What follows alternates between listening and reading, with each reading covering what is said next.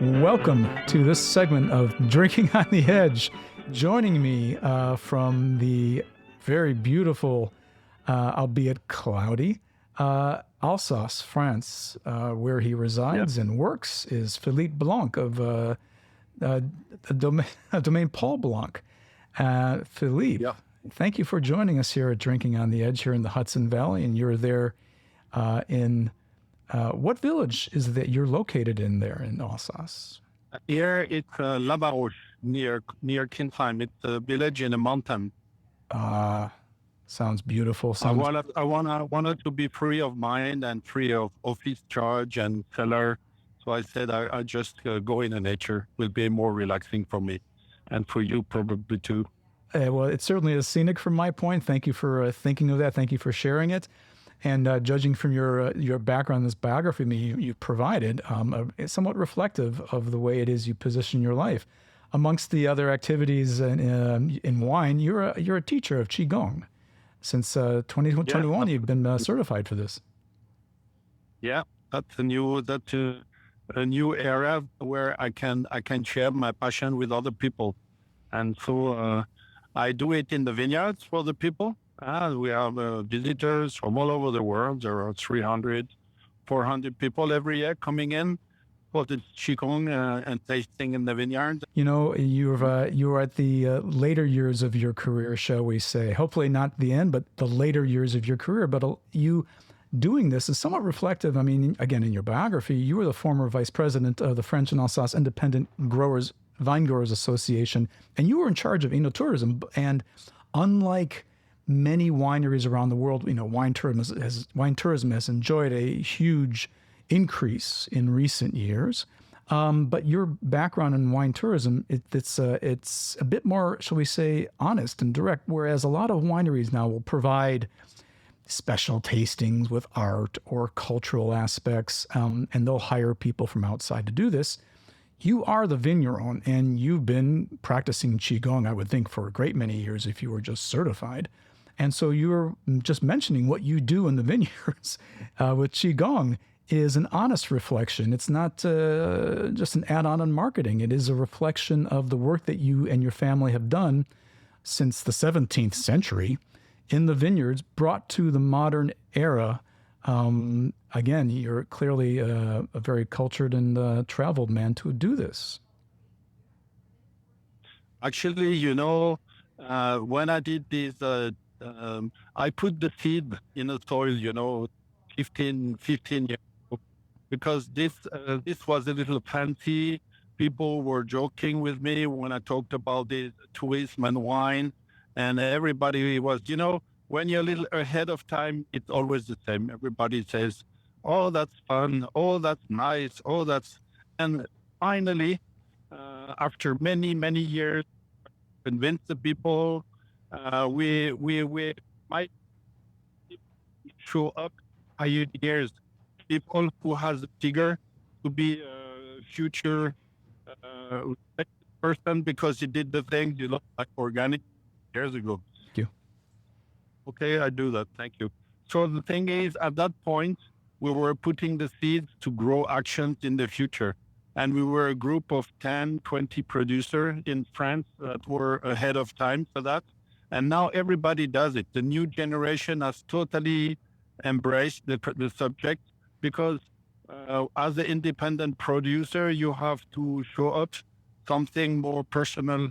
You have to show who you are, what you do, your soul. And so the point is, when you do things like this, it is fantastic because we can show up, make it of who you are and develop your personality. And so the people can understand what's the human side of your company, of your winery. And so it shows up from your heart, sincerely done, because it's done by the heart. The people are immediately interested. Could be walking in the forest, could be in the vineyards, could be Qigong. Some people do now yoga. Some people do information with bicycling. Some people do walk in the vineyard. So you just have to open up the doors, and when the door is open, and the new generation has caught the train, and everybody is very happy about that because in Alsace we have 10, 15 million visitors every year. And this is really important. So Yeah. you can develop to make contact, develop your idea. It's more a sort of, how we call that, a marketing that is done, not the mass marketing, is a micro marketing, and tools for that are intense emotion, sincerity, and then you have a subject where people can understand in 1 hour what you do, and then you have ambassador all over the world. That's absolutely true. What you've said is something I've always held fast from my understanding of Alsace, and that is diversity is its strength, setting it apart, I would think, from any other French wine region and one of the, throughout the world as well. Diversity of so many things, soil content, climate, microclimates, grape varieties is the most notable thing to the average wine consumer. But one thing also in diversity in Alsace is, you have an embarrassment of riches in your region of wine growing talent. The Blanck name is highly regarded with good reason, but there are many other colleagues down the road from you. Yeah, but Alsace's diversity is its strength, and what you are just describing to the listener of what you are doing there, it kind of sets the benchmark for what people can expect from Domaine Paul Blanck. Maybe it's a little different from their neighbors who also make good wine, but you also make excellent wine. And this is something that we do a little different, and that you distinguish yourself from your neighboring vintners. David, we call that co-creation. It's co-development, what we do. If my friends around, they can do a good job, and then everything comes to a certain, let's say, level of quality. People feel listened, accepted. They can discover, share. That's really what the people are looking now more is experience in life. So when you do these breeding techniques, everybody heard about that. Everybody heard about tastings. There is a new trend in France called sensorial tasting. So we work on that also, because with the practice of Qigong, the sensorial tasting are really, let's say, easy to share with the people because it's a daily practice I do. So it's not very difficult for them to understand what things looks like. I know that maybe it's too broad of a question, but is there some aspect of your Qigong practice over the years that has lent itself to your understanding of your life with wine? Is there something that you can share with the listeners that might be instructive on a personal level, or perhaps even on a broader mass level, that you can see a connection somehow, or is this too difficult a concept? No, everybody comes to a certain point here, very simply, because everybody has another path to go to the mountain, So my path was Qigong, Taoism, meditation, culture. When you travel to see these open-minded.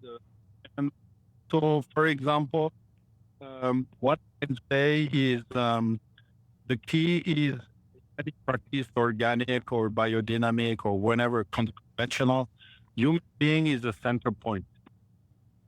If you really take care of your understanding, because when you do organic, you need to be listener. You need to be a pure observer.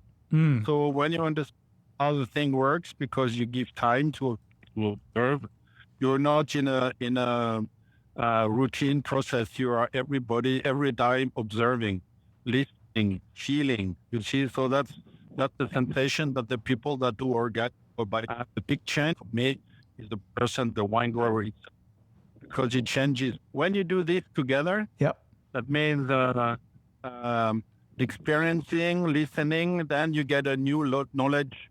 And so what you have learned at school and with your history becomes something more sensitive, sensible.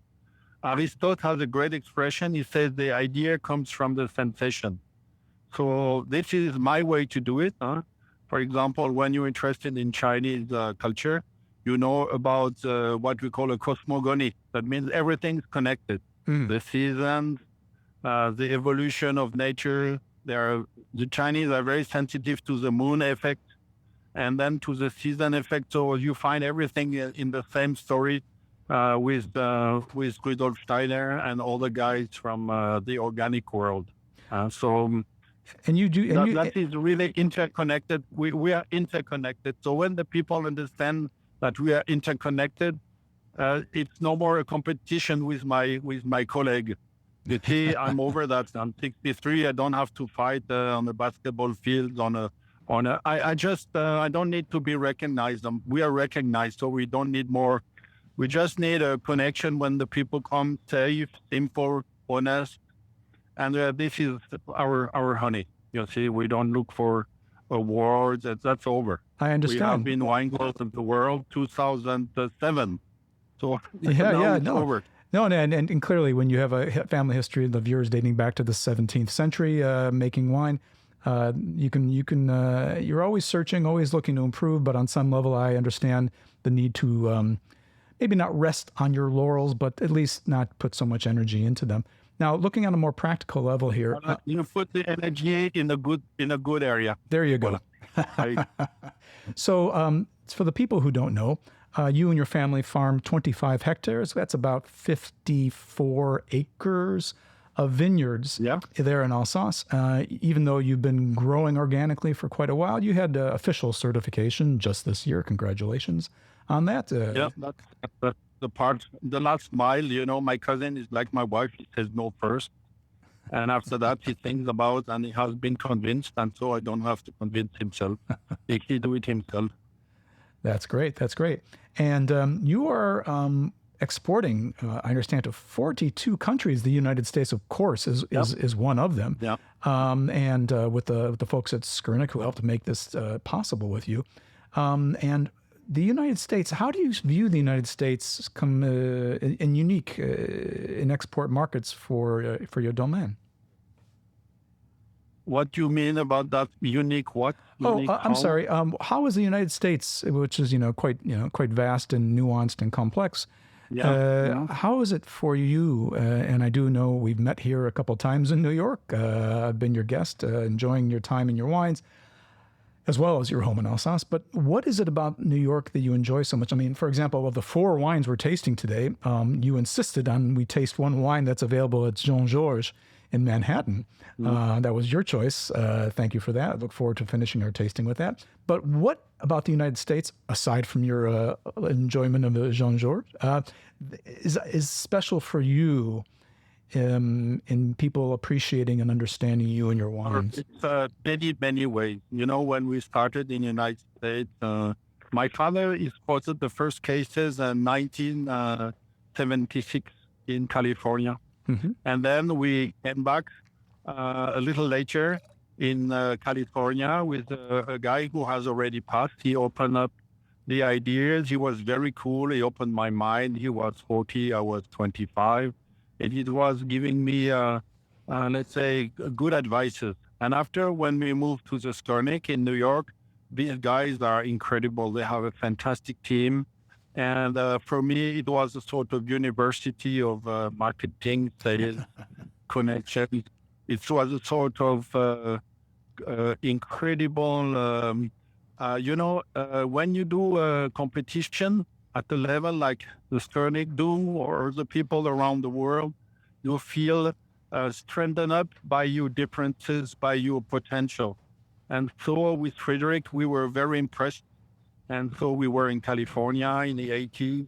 And then Frederick was in Australia since 20, 30 years, and he learned a lot over there. And he was a sort of French guru for dry wines. And there is a new generation of people now also more sensitive about wine with no sulfur, wine that has a natural process. That's more in the, let's say, in the mood of the moment. So I agree with you. When you connect it opens your mind. It sparks your sensitivity, your ideas. You're getting more, let's say, you have to formulate to precise everything that the people can be understood about what you wanna do. And then you see that this wine becomes also culture, because these people come to visit us, and more people from all over, classic people, sommelier, WHET, whenever there are wine ambassadors. Yep. Wine, Philippe, allow me to interrupt you, please. So you mentioned earlier something about screw cap, and I noted that you are an early adoptee of screw capping wines. And excuse me while I make the sound here. There we go. I just opened a bottle of your 2020 Pinot Gris, and I've already tasted your Pinot Blanc. Yep, there you go. I remember when I was working as a sommelier in London at Claridge's Hotel, I used to make the joke with people as I opened a bottle of a screw-capped wine, I would make that same popping noise. People who long ago had difficulty accepting the idea of screw cap. So you're an early adoptee, at least in regards to France. Yeah, 2001. That's early for France, to be sure, in the wine world overall. And so you're still convinced, clearly, because we're tasting your 2020 wines, your Pinot Blanc, your Pinot Gris, and your Riesling, Classique line of wines, all under screw cap. However, the final wine that we're tasting, well, maybe you want to taste it after this Pinot Gris, the Pottergarden 2017, that's under cork still. So how is it you reason some wines are okay in screw caps, some are better with cork? What's your reasoning there? I know you have many different points. Point number one, the screw cap for the classic wine. The classic wine are varietal wines. So we use these stainless steel fermentation. And with the standard steel fermentation, what happens is that you have, how would I say that you have this freshness that is in the box. The fruit is in the box. And so with the screw cap is a prolongement of this winemaking that is reductive. And so when you get the screw cap, you can age the classic wines from Alsace much longer, 3-4 years. Even I was one time in Connecticut. There was an Italian wine shop. He said, Mr. Blanck, I have a few wines in front in the shop since 4 or 5 years in the bin end. I said, let's go and have a taste of that. And so we tasted the wine, and the guy, he took all the wines from the bin end and put it in his own cellar because he was so surprised to have such an incredible wine. So these wines are less sensitive to the variation of temperature. And so when you sell to places, tropical places where you get a lot of variation, the people are super happy. And, it's a sort of beach wine you can open up in California or in Florida when you go to the beach, when you do a picnic. It's something more functional, and women love it. They don't have to ask their husband they can do it themselves. And they love it because they are more independent. They love it because they can choose whatever they'd like to do. They can use it without any, it's really something wonderful. I understand. That's for the classic range. Yep. And so just a point of reference here, would you rather we taste the Pottergarden immediately after the Pinot Gris Classique, or should we taste the Riesling Classique first? What's your preference? Or the classic first, because we are in the branch of this varietal vibration. So varietal vibration has nothing to do with the texture you can get in a terroir. Understood. So speaking of terroir, that's a broad concept. It's not just about soil, as many people think, but of course, many factors, one of which is climate. And what developments have you noticed and tracked which you can attribute to climate change in your vineyards, both in production and, of course, you have many options to work on that. You see, first, what is the most important is that that Alsace now has changed its climatic condition, and we are now further down 500 kilometers. So we are like Lyon, central France, in the 70s. So that means the climate change is really evident with variation. So in the vineyards, we have already used the ploughing. And so we have developed a real life in the soil since 25 years now. So you're tilling you're tilling the soil by plowing it rather than compacting it. Voilà, that's the classic practice is this. And then step by step, what happens is we have no more fertilizer in our soil. So it's a different approach. You have a different balance. By reducing the yield, because we have noticed by reducing the yield by a third, almost to a half for some vineyards, the quality of resistance of the vineyards are much more stronger. So by using a diversity of the flora, and we have a diversity of fauna, and this is what is wonderful, you see, because you see the nature adapting. So now we talk about agroforestry. So we have trees, and Frédéric, my cousin, planted trees since many years, but not at a level from some producer who are doing that to such a level that it will change the reality of the wine in the next 5 or 10 years. You see, so, and all this, you see, giving attention, doing the work in the vineyards on time, being smart by working the vineyards, let's say, with a different approach, like not what you have learned at school, but what you have learned by observation. And so it creates an emulation. You see, in Alsace, a third of the vineyards are organic, and I don't doubt that we have more than 50% in a few years, at least. The trajectory is very supportive of you holding to that, Philippe. I would agree with you, if not more. Yeah. So, the life amongst the vines that you enjoy, that I would think a good number of vintners in Alsace enjoy, is very different than many parts of the world, the New World primarily, where vintners are not so likely to live amongst their vines. They have a culture and village and neighbors, and that to support the life of wine. If you had not had a life in wine, what professional pursuit would you have chosen? I mean, you were surrounded by wine. You're born into it. But for some reason, if something untoward had happened, or if an amazing idea had struck you as a young man and you decided to do something else, what might that have been, aside from being a Qigong teacher? Alors, I have to tell you, David, when I was a kid, my father was the vice president of the French producer. He did a lot of law for terroir and appellation in Alsace with his friends from his generation.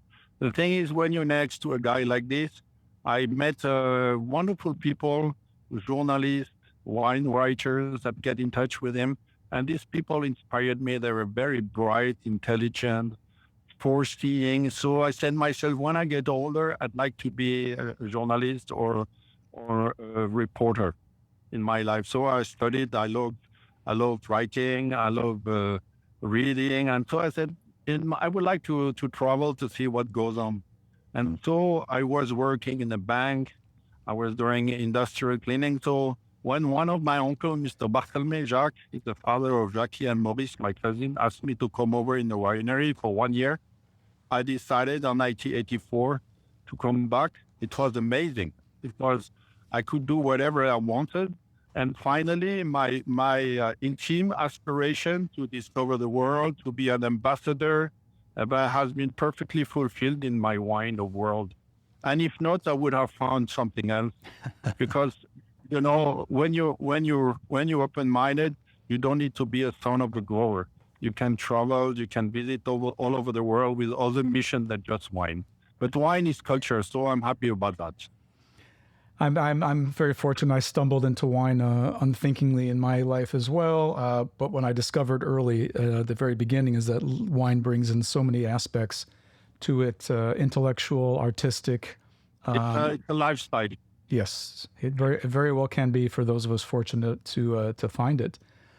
Yep. Was there a particular moment in your life with wine? Was there one moment, or maybe more than one moment, in which you were brought to great emotion by a wine, or maybe you're working with wine in some capacity? Was there a particular moment, or maybe some more moments that you would like to talk about? André was a good friend of my uncle, my uncle Jean-Paul. He was not working with us, but he worked with the Mondevie family. 1955, Bob and Pete together at the family winery Mondevie. The family winery. So after that, André came first time 1954, and I remember tasting the first trying of Pinot Noir in the 70s, 80s, 90s, and he was an incredible companion. And every time I was tasting with him, I was very, very moved that it was just incredible. Like it's something like a master's transmission, like when you are talking about a master in a martial art or in a master in a subject. This was an incredible moment all the time. I remember the best compliment when he came to visit me the last time. He was 94. He said to me, Philippe, I'm very happy to see the Blanck family because I will soon die. And before I die, I tour all my friends around the world. So imagine this gift it was an incredible emotion.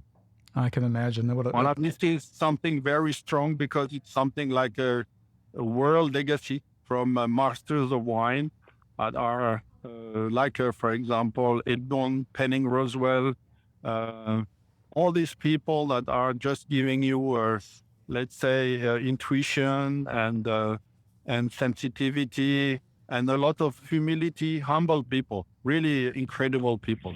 Thank so you. when you do the emotion you see is something really daily for me with the people. Hey, last time I did a tasting, and everybody was really just popping up with sensation, emotion. And when you let the dogs out, you will see it's amazing, especially women, because women have more sensitivity than men. And we need a little time to acknowledge this, especially when you're married or you live with a person. And so step by step, these emotional context, people are really almost freed because sometimes they feel uncomfortable when you don't have a knowledge of wine. And so when the people can express freely about their sensation, it's really fantastic. So well, Philippe, speaking of daily, yes. you have sensation like this, and it's fantastic. Speaking of emotion, it's a nice segue. We, Matt, my producer, and I have just tasted now your 2017 Patergarden Pinot Gris, Philippe. The 2017 Pinot Gris Patergarden that you encourage us to taste, and just smelling the wine, there is a much greater expression that puts me in a little bit of emotional state by comparison to the Classique Pinot Gris. We're on a different level of wine here. So why did you choose this particular bottle for us to taste together? Because this is available in New York. So when you get a sort of aged wine that is 5 or 6 years old, then you understand the concept of terroir, because you have texture, you have secondary flavor, fermentation, terroir, and 17 vintage is amazing because we had frost. So by having frost, you have the 15 hectoliter per hectare. So it's impossible to miss the point when you get this kind of crop. So nature provided you a lower yield cropping, which gave you greater concentration of flavor in the resulting grapes. Not only concentration of the texture. Texture and taste. Okay. Taste and texture. High acid, high sugar, high extraction, high everything. So it's a sort of it's a booster when you get a vintage like this. It is. It's quite the experience. And kind of talking about the experiences again. Before I even entered into the wine business, I was treated by a dear friend of mine who helped nudge me into the world of wine, Helmut Doka of Stuttgart, Germany, and he took myself, my then girlfriend, and his wife to Alsace for a weekend away, just a quick drive across the Rhine River. And we visited a few vintners, and he's not in the wine business, and I was not yet.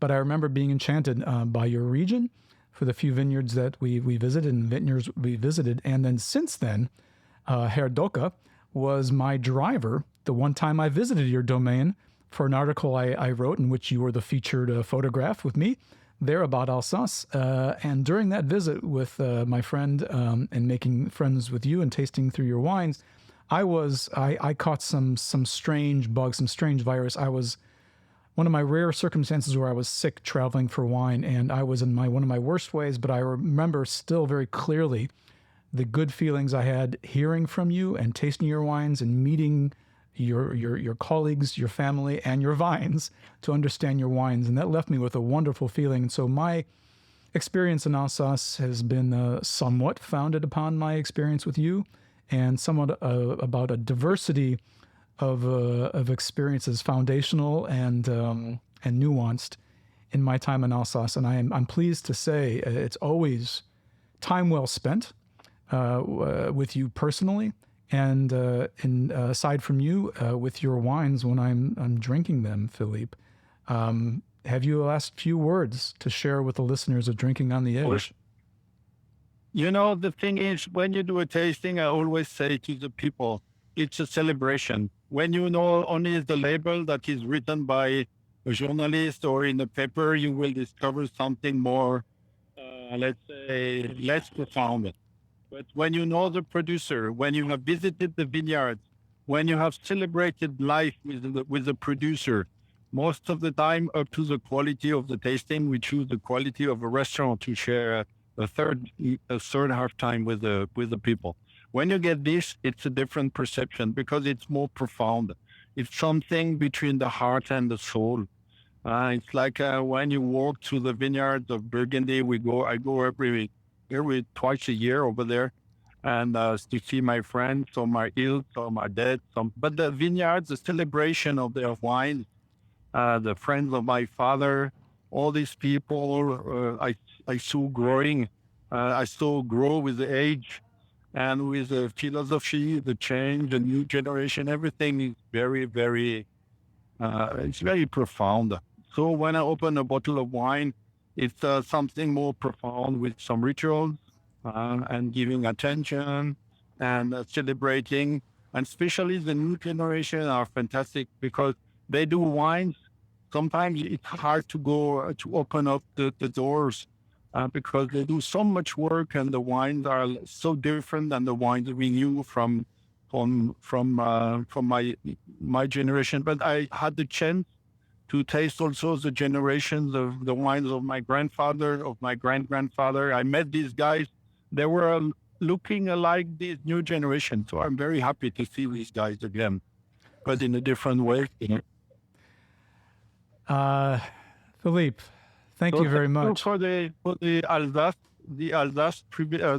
Alsace testimony. But I think Alsace is something where you never learn. There is so much to learn about terroir, grape variety, history, people. It's a rich diversity you find in Loire, Burgundy, and some places in the Rhone Valley, like you find in Spain when you go to Priorat or when you go to other places. Oh, Philippe, I fully agree. We barely scratched the surface of what Alsace is. I just wanted our first foray into it to be with you because I appreciate your presence. I appreciate your wines. And as always, thank you for taking time with me, and thank you for taking time on this nascent podcast, Drinking on the Edge, here in the Hudson Valley of New York. Philippe, I wish you well. I look forward to seeing you again soon in Manhattan, if not Alsace. No, but my cousin Frederick and myself, thank you for the attention you gave us. And thank you very much for your enthusiasm, and I hope you can light all the fires around the world with your podcast. Hope to see you soon. Bye-bye. Take care. Thank you.